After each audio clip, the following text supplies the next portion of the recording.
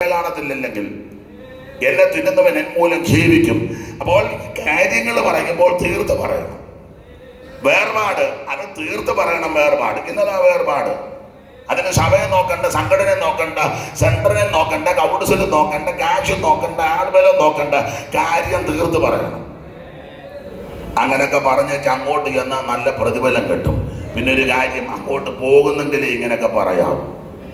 അവസാനം അവിടെ എത്തുന്നില്ല, ഇവിടെയും കുഴഞ്ഞ് കടന്നു കുഴയരുത്. അപ്പൊ ഒരു കാര്യം പറയാ, ഈ സത്യവേദ പുസ്തകം, ഇതിലെ പ്രധാനപ്പെട്ട വിഷയം മനുഷ്യവർഗത്തിന്റെ രക്ഷ. ഇതിലെ പ്രധാനപ്പെട്ട വ്യക്തി നസ്രായനാകുന്ന യേശു ക്രിസ്തു. സകലത്തിൽ കേട്ടല്ലോ മുമ്പേ, എല്ലാവരും സേട്ടനാകുന്ന ഒരുവൻ നസ്രായനാകുന്ന യേശു ക്രിസ്തു. അങ്ങനെയുള്ള സത്യവേദ പുസ്തകത്തിലെ 66 പുസ്തകത്തിലെ, പുതിയ നിയമത്തിലെ 27 പുസ്തകത്തിലെ, വിശേഷിച്ച് 21 ലേഖനങ്ങളിലെ ഈടുറ്റ പൗലോസിന്റെ 14 ലേഖനങ്ങളിൽ വളരെ ഈടുറ്റ ലേഖനമാണ് എബ്രായ ലേഖനം. നമുക്കറിയാം എബ്രായ ലേഖനം 13 അധ്യായങ്ങളാൽ അലങ്കൃതമായിരിക്കുന്ന ഈ വിശേഷപ്പെട്ട ലേഖനമാണ് എബ്രായ ലേഖനം. എബ്രായ ലേഖനം പൗലോസ് എഴുതിയത് അല്ലെന്ന് വാദിക്കുന്ന, ശഠിക്കുന്ന, സ്ഥാപിക്കാൻ തുനിയുന്ന പലരുണ്ട്. എന്നാൽ ഈ ലേഖനം ശാന്തമായി പഠിച്ചാൽ, ധ്യാനിച്ചാൽ, ഇതിലെ അധ്യായത്തിന്റെ ഘടനകൾ, പടികനിമ പ്രവചന പുസ്തകത്തിലെ സൂക്തങ്ങൾ എടുത്ത് ചേർത്ത് കോർത്ത് ഇണക്കി വളരെ ക്രമീകൃതമായി കൊടുത്ത് ചാർത്തി ചെലുത്തിയിരിക്കുന്നത് കൊണ്ട് ന്യായപ്രമാണത്തെ പറ്റി അഗാധ പാണ്ഡിത്യമില്ലാത്ത ഒരുവന് എഴുതുവാൻ അസാധ്യമാണ്. അങ്ങനെയെങ്കിൽ നമുക്കറിയാം, ഹില്ലേലിന്റെ കൊച്ചുമകനാകുന്ന ഗമാലിയലിന്റെ പാഠപഠത്തിലിരുന്ന് ന്യായപ്രമാണത്തിന്റെ എല്ലാ കാര്യങ്ങളും സസൂക്ഷ്മം പഠിച്ച ധന്യനായ പൗലോസിനാൽ എഴുതപ്പെട്ട ലേഖനമാണ് എബ്രായ ലേഖനം. നമുക്കറിയാം, എബ്രായ ലേഖനം വളരെ ഈടുറ്റ ലേഖനമാണ്.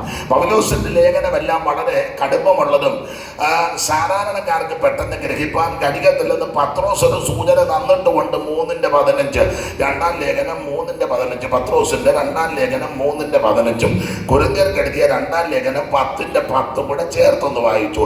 അറിവുള്ള വാക്യമായെങ്കിലും വായിച്ചു. അങ്ങനെ തന്നെ നമ്മുടെ പ്രിയ സഹോദരനായ പൗലോസ് തനിക്ക് ലഭിച്ച ജ്ഞാനത്തിന് തക്കവണ്ണം നിങ്ങൾക്കും ഇതിനെക്കുറിച്ച് സംസാരിക്കുന്ന സകല ലേഖനങ്ങളിലും എഴുതിയിട്ടുണ്ടല്ലോ. സകല ലേഖനങ്ങളിലും എഴുതിയിട്ടുണ്ടല്ലോ. അടുത്തത്, അവയിൽ ഗ്രഹിപ്പാൻ പ്രയാസമുള്ളത് പ്രയാസമുള്ള ചിലതൊക്കെ ഉണ്ട് എന്ന് അങ്ങനെ ഒരു ലേഖനമായ എബ്രായ ലേഖനവും എല്ലാവർക്കും പെട്ടെന്ന് പിടികിട്ടുകയല്ല. പ്രയാസമുള്ളതുണ്ട്. എല്ലാ വാക്യങ്ങളും വായിക്കേണ്ട. കൊരിന്ത്യർക്ക് എഴുതിയ 2-ാം ലേഖനം 10-ാം അധ്യായത്തിന്റെ 10-ാം വാക്യവും കൂടി ഇതിനോട് ചേർത്ത് ഒന്ന് വായിക്കുന്നത് ഉചിതമാണ്. വായിച്ചാട്ടെ. അവന്റെ ലേഖനങ്ങൾ ഘനവും ഊറ്റവുമുള്ളവ തന്നെ മതി. അപ്പോൾ വളരെ വിലപ്പെട്ട ലേഖനമാണ് പൗലോസിന്റെ ലേഖനം. അതില് എബ്രായ ലേഖനം ഞാൻ ഓർപ്പിച്ചല്ലോ. ഈ എബ്രായ ലേഖനത്തിലെ പ്രതിപാദ്യ വിഷയം ഇതില് ഏറെ നല്ലത് എന്ന് പറഞ്ഞാൽ, എല്ലാ പ്രധാനപ്പെട്ട വ്യക്തി, എല്ലാവരിലും ശ്രേഷ്ഠനാകുന്ന നസറയനാകുന്ന യേശു ക്രിസ്തു.